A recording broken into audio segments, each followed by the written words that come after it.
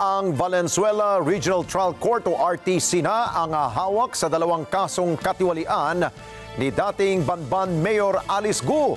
Ito'y matapos atasan ng Korte Suprema ang Tarlac Regional RTC diyan sa Kapas. Nailipat ito sa nasabing korte kasunod na rin ang pagkwestiyon ng ilang mambabatas sa jurisdiksyon nito sa kaso sa pangambang magamit ng dating alkalde ang kanyang impluensya sa Tarlac. Mean Corvera sa balita.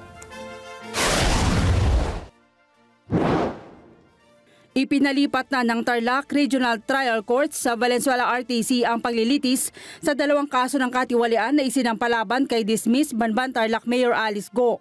Kaya naman ipinagpaliban ng RTC Branch 109 sa Kapas Tarlac ang nakatakdang arraignment ngayong araw laban kay Guo. Ayon kay Senador Francis Tolentino, batay ito sa nakuha niyang order ng korte. Sa kautusan ng korte, humingi si Judge Sara Vedana de los Santos ng paglilinaw sa Korte Suprema ukol sa jurisdiksyon sa kaso ni Guo. Nauna nang kinwestiyon ni Tolentino ang jurisdiksyon ng Kapas RTC sa gitna ng pagdinig ng Senado sa mga kasong kinakaharap ng dating alkalde. So tama po yung ating sinabi na mali yung pag-assume ng jurisdiction ng Kapas Tarlac. Subalit pinasasalamatan ko po si Judge Sara de los Santos ng Regional Trial Court of Tarlac. Nag-issue siya ng order kahapon dahil tinatransfer na niya at sinulatan na rin ng Ombudsman, sinulatan na rin ng PNP Custodial Center at lahat na po para maging ang Senado para ipaalam doon sa kanyang desisyon na tugma doon sa puntos na ni-raise ko noong Tuesday. Muling binigyan diin ni Tolentino na hindi ang Kapas RTC ang dapat humawak sa kaso nito dahil kahit napatansik na sa pwesto, posibleng mayroon pa rin siyang impluwensya sa lalawigan.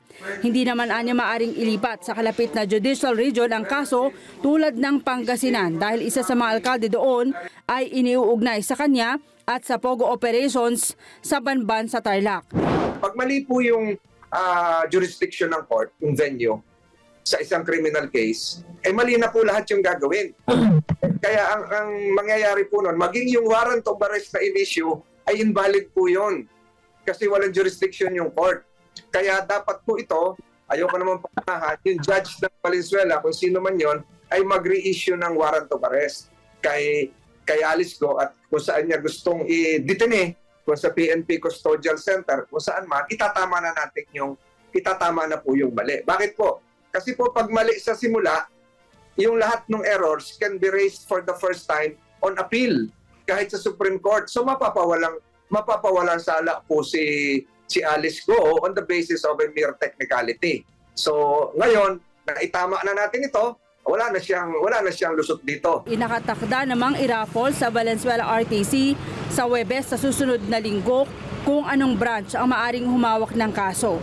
Ang korteng mapipili ang magdedesisyon kung saan ikukulong si Guo na kasalukuyang nasa PNP Custodial Center. Pero habang hindi pa nire-raffle ang kaso, kinakailangan ng Senado na sumulat sa Valenzuela RTC para hilingin na madala sa Senado si Guo sa nakatakdang pagdinig sa Martes, September 17. Ayon kay Senador Joel Villanueva, nabuo na nila ang buong senaryo paano tumakas at sino ang mga tumulong kay Alice Guo at kailangan managot ito sa mga batas ng Pilipinas.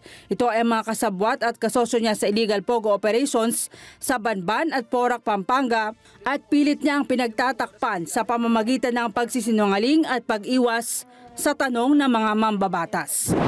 Katauhan ni Wan Ziyang, babanggitin niya yung mga illegal activities ni Duan Renwu na tingin ko dapat pag-focusan talaga natin dahil para sa akin yung Duan Renwu na yan ang pinaka-notorious. No? Remember, he is a former police officer in China. Hindi lang siya director nung at beneficial owner nitong Whirlwind at alam natin na yung Lucky South dun sa Porac, Pampanga, ito yung nag-finance dun sa Bamban. Itong si Duan Renwu ay siya din yung sumundo sa kanila at nag-asikaso doon sa Batam, Indonesia, doon sa Jakarta, doon sa Singapore. ito yung notorious kasi ito yung maraming tauhan na military, ito yung for me ito yung most likely nagbabaston ng mga torture, kidnapping, even criminalities, no? May Ann Vera para sa Mata ng Agila, matatag, matapang, matapat. Maraming salamat sa inyo pong pagsubaybay sa Mata ng Agila Primetime.